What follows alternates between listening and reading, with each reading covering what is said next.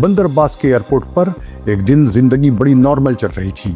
एक नौजवान अपनी नई दुल्हन के साथ हल्की सी मुस्कुराहट के साथ बोर्डिंग गेट की तरफ बढ़ रहा था। शायद उसके जहन में दुबई की चमकदार सड़कें थी। एक माँ अपने बच्चे को सीने से लगाए हुए थी और बार बार उसके बालों को सहला रही थी, जैसे वो वक्त को रोक लेना चाहती हो। एक बूढ़ा बाप अपने बेटे को रुखसत करते हुए आंखों में आंसू छुपा रहा था। कुछ लोग जल्दी में थे, कुछ बड़े मुतमईन, कुछ के हाथों में बैग थे और कुछ के हाथों में उम्मीदें। ये सब लोग एक ही जहाज़ में बैठने जा रहे थे, मगर किसी को ये मालूम नहीं था कि वो मंजिल नहीं बल्कि एक कहानी बनने जा रहे हैं। एक ऐसी कहानी जो बाद में दुनिया भर में दर्द का सिंबल बन जाएगी। ये फ़्लाइट थी ईरान एयर फ़्लाइट 655, एक नॉर्मल पैसेंजर फ़्लाइट, एक सादा रूट, एक आम सफ़र, लेकिन अंजाम ऐसा जिसने इंसानियत को हिला दिया। उस जहाज़ में 290 लोग सवार थे, जिनमें 65 बच्चे भी शामिल थे। वो बच्चे जिन्होंने अपनी ज़िंदगी को समझना भी शुरू नहीं किया था, वो माएँ जो अपने बच्चों के फ्यूचर के ख्वाब देख रही थी, वो मर्द जो अपने ख़ानदान के लिए बेहतर ज़िंदगी की तलाश में थे। ये जहाज़ एयरबस A300 था जो बंदर अब्बास से दुबई जा रहा था। एक शॉर्ट फ्लाइट, चंद घंटों का सफ़र, मगर उस वक्त गल्फ़ की फ़ज़ा आम नहीं थी। हर तरफ एक खामोश टेंशन थी। समुंदर में जंगी जहाज़ मौजूद थे। आसमान में हर हरकत को शक की नज़र से देखा जा रहा था।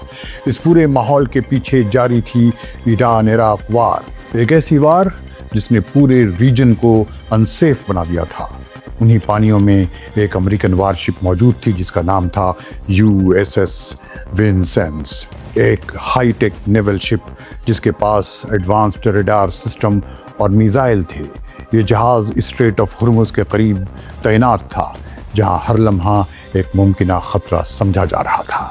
और ऐसे माहौल में कभी कभी हकीकत भी दुश्मन लगने लगती है। अब आते हैं उस लम्हे की तरफ जिसने सब कुछ बदल दिया।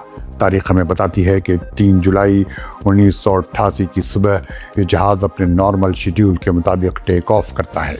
पायलट कंट्रोल टावर से कांटेक्ट में होता है। जहाज़ आहिस्ता आहिस्ता ऊपर जा रहा होता है। सब कुछ नॉर्मल था। मुसाफिर अपनी सीटों पर बैठे थे, कुछ खिड़की से बाहर देख रहे थे, कुछ बातें कर रहे थे, कुछ शायद सो रहे थे। बच्चों की हंसी की आवाज़ें फ़ज़ा में गूंज रही होंगी, लेकिन दूसरी तरफ समुंदर में मौजूद USS विंसेंस के रडार पर एक और कहानी चल रही थी। वहाँ इस जहाज़ को एक ख़तरा समझा गया। अमेरिकन ऑफिशियल्स के मुताबिक उन्होंने उसे एक F-14 फाइटर जेट समझ लिया। उनका कहना था कि जहाज़ वार्निंग का जवाब नहीं दे रहा था और वो उनकी तरफ आ रहा था। मगर बाद की इन्वेस्टिगेशंस में सामने आया कि यह जहाज़ अपने नॉर्मल फ़्लाइट पाथ पर था।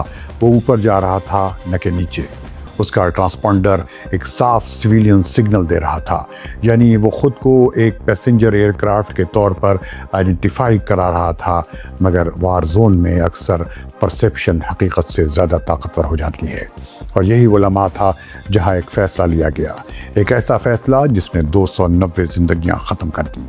अमरीकी जहाज़ USS विंसेंस से 2 मिसाइल फायर किए गए। चंद सेकंड के अंदर वो मिसाइल अपने टारगेट तक पहुँचे। आसमान में एक धमाका हुआ, एक रोशनी फैली और फिर सब कुछ ख़त्म हो गया। जहाज़ फ़ज़ा में ही टुकड़ों में बट गया। कोई मेडे कॉल नहीं, कोई आखिरी पैगाम नहीं, सिर्फ एक अचानक खामोशी। समुंदर ने सब कुछ अपने अंदर समोल लिया। 290 ज़िंदगियाँ एक लम्हे में ख़त्म हो गई। बाद में जब रेस्क्यू टीम्स वहाँ पहुँची तो मंजर नाकाबिले बयान था।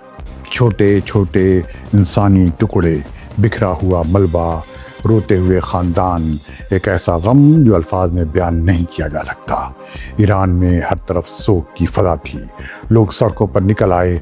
गुस्सा भी था, दर्द भी था, सवाल भी थे। क्या ये वाकई गलती थी या कुछ और? अमेरिका ने उसे एक ट्रेजिक मिस्टेक कहा। उसके बाद उसने कहा कि ये मिस आइडेंटिफिकेशन था, मगर ईरान ने उसे जानबूझकर किया गया हमला करार दिया। ये मामला वर्ल्ड लेवल पर उठा और आखिरकार इंटरनेशनल कोर्ट ऑफ जस्टिस या ICJ तक पहुंचा। कई साल बाद एक सेटलमेंट हुआ। अमेरिका ने मुतासरा ख़ानदानों को कंपनसेशन दिया, मगर ऑफिशियल अपॉलॉजी नहीं दी। यही वो चीज़ थी जिसने उस ज़ख्म को कभी भरने नहीं दिया। اس واقعے کے بعد کئی انویسٹیگیشنز ہوئیں. کچھ نے کہا یہ ہیومن ایرر تھا، کچھ نے کہا یہ وار مائنڈ سیٹ کا نتیجہ تھا. ایک ٹرم استعمال ہوئی سینیریو فلفلمنٹ، یعنی جب آپ پہلے سے ہی یہ مان لیتے ہیں کہ سامنے دشمن ہے تو ہر چیز دشمن نظر آتی ہے. اور شاید یہی یہاں ہوا. ایک عام پیسنجر پلین بھی دشمن لگنے لگا. یہ واقعہ آج بھی صرف ایک حادثہ نہیں بلکہ ایک سبق ہے. یہ ہمیں یاد دلاتا ہے کہ ٹیکنالوجی جتنی بھی ایڈوانسڈ ہو جائے، فیصلہ انسان ہی کرتا ہے اور انسان غلطی کر سکتا ہے، اور کبھی جان بوجھ کر کوئی کام کرتا ہے اور اسے غلطی بتاتا ہے. یہ واقعہ ایران اور یونائٹڈ اسٹیٹس کے تعلقات میں آج بھی ایک سینسٹیو پوائنٹ ہے، ایک ایسا زخم جو وقت کے ساتھ بھی مکمل طور پر نہیں بھرا، کیونکہ یہ صرف پالیٹکس نہیں بلکہ انسانیت کا مسئلہ ہے. وہ ماں جو آج بھی اپنے بچے کو یاد کرتی ہے، وہ باپ جو آج بھی خاموش بیٹھا تصویر کو دیکھتا ہے، وہ خاندان جو آج بھی اس دن کو بھول نہیں پاتے. تاریخ میں بہت سے ایکسیڈنٹس ہوئے، بہت سی وارز ہوئیں، مگر کچھ واقعات ایسے ہوتے ہیں جو صرف تاریخ نہیں بنتے بلکہ دل پر نقش ہو جاتے ہیں. ایران ایئر فلائٹ 655 بھی ایسا ہی ایک واقعہ ہے. ایک یاد دہانی کے غلط فیصلہ صرف ایک لمحے کی غلطی نہیں ہوتا بلکہ اس کے اثرات نسلوں تک جاتے ہیں.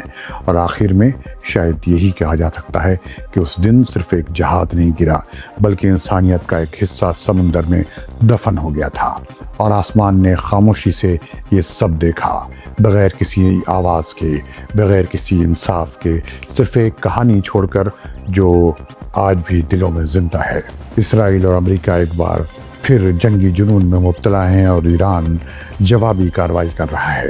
ایسے میں ایران ایئر فلائٹ 655 کا یاد آنا لازمی ہے. انسان زندگی کے بہت سے واقعات نہیں بھول سکتا. کیا آپ کو یہ واقعہ یاد ہے؟ کمنٹ میں بتائیں اور انتظار کریں کسی اور ویڈیو کا. ریڈیو دیس کے دیکھنے والوں کو فیض الحق کا سلام.